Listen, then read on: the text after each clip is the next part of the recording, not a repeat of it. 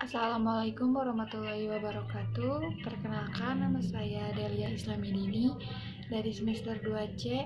Di sini saya akan mereview kembali mata kuliah Hukum Pidana yang didoseni oleh Ibu Profesor Dr. Haja Eni Nur Aini SHMH beserta asisten dosennya Bapak Dr. Emrendi Aridayandi SHMH. Hukum pidana atau SAFRE merupakan hukum publik, yaitu mengatur hubungan hukum antar individu atau perorangan dengan negara. Hukum pidana terbagi menjadi dua, yakni hukum pidana material dan hukum pidana formal. Menurut Profesor Mulyatno, hukum pidana material terdiri dari perbuatan pidana, pertanggungjawaban, dan sanksi pidana.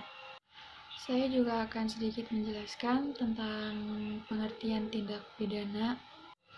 Tindak pidana merupakan pengertian yuridis yang berbeda dengan istilah kejahatan atau perbuatan jahat. Dilihat dari isinya, terdiri dari perbuatan pidana, pertanggungjawaban, dan pada akhirnya baik dualistis maupun monistis mempunyai tujuan yang sama, yaitu pidana. Dan adapun unsur-unsur tindak pidana itu terbagi menjadi dua, ada unsur objektif dan unsur subjektif. Unsur objektif terdiri dari perbuatan atau kelakuan, akibat yang menjadi syarat mutlak dari delik, unsur melawan hukum, unsur lain yang menentukan tindak pidana, unsur yang memberatkan, dan unsur tambahan yang menentukan tindak pidana. Untuk unsur subjektifnya terdiri dari kesengajaan, kealpaan, niat, maksud, dengan rencana terlebih dahulu, dan perasaan takut.